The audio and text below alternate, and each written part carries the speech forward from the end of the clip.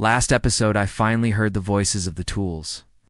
The wire stripper taught me precision, the voltage tester awareness, the conduit bender control, and the fish tape patience. For a moment, I thought I had mastered the language of electricians. Harris even let me wear the tool belt as if I had earned it. But on the job site, arrogance is just another hazard, waiting like a live wire to punish you. The next morning, Harris placed a drill in my hands. Remember, he said, fast doesn't mean careless. Respect the torque, respect the bit. His eyes lingered as if he already knew I was going to fail. Around me, the other apprentices circled like vultures. Luis smirked, spinning a tape measure on his finger. Maria stood quietly, but her silence felt heavier than a warning sign.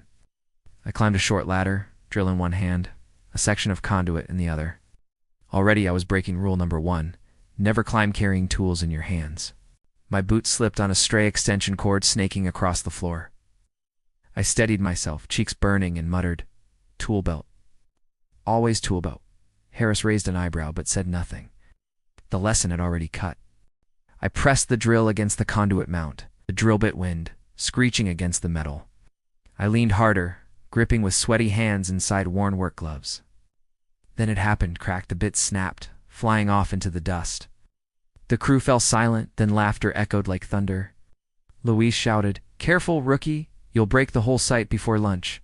Shame burned inside me. But then something strange happened. As the drill whirred uselessly in my grip, I felt it humming like a heartbeat. In that vibration, I heard its whisper. Balance, respect. Control me, don't fight me. My own tools were correcting me. I replaced the bit with shaking fingers, checked the chuck, steadied my breathing. This time, I didn't force it. I let the drills wait, do the work, keeping the speed steady, applying pressure with control. The hole formed clean and smooth, the conduit fit perfectly. The same crew that laughed now leaned closer. Maria nodded once. Even Luis fell quiet. Harris finally spoke. "Every tool has a voice. Fail to listen, and it will break in your hands. Listen carefully, and it will make you stronger." His gaze met mine. "Do you understand, John?" I swallowed. "Yes, sir. Respect the tool, respect the work." He grunted approval. The rest of the day, I treated every tool differently. Screwdriver became more than a handle of steel. It was precision itself. The multimeter in my pouch was no longer a gadget, but a guardian of truth. Even the utility knife, its sharp edge gleaming, felt like a promise that a careless slip could bleed me dry.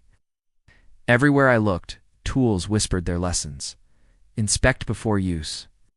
Store safely. Protect with PPE. Test before touch. At one point, Harris surprised us with a quick check. He pointed at me while holding up a damaged insulated screwdriver. "John, what's the danger here?" I answered before thinking. "Cracked insulation. One spark, and it jumps straight through your hand." Harris gave a rare half-smile. "Good you're learning, Tur." Maria tossed me the fish tape again. "Still patient, rookie," she teased. I caught it and replied, "Patient enough to pull wires, not egos." As the sun dipped and the noise of the site faded, I wiped sweat from my brow. My hands ached, my knees were raw, but something inside me felt steady, stronger than before. The wire stripper gave me precision, the voltage tester awareness, the conduit bender control, the fish tape patience. And now the drill had given me balance and respect. I was building a secret code only electricians understood, a language of tools, safety, and survival. But pride always comes back to test you. Just as I packed up for the evening, Harris walked over, eyes sharp as live current. "Tomorrow," he said, "the tool won't be in your box. It'll be in the ceiling. A hidden cable no one expects, and the first apprentice to find it might not survive if he forgets what he's learned." His words thundered in my chest. Hidden cable, alive with power, waiting in the dark. I tightened my tool belt and felt a chill crawl down my spine. Tomorrow wasn't just another lesson, it was survival itself. And deep inside, one question sparked like a live wire. Would I be fast enough to see the danger before it saw me?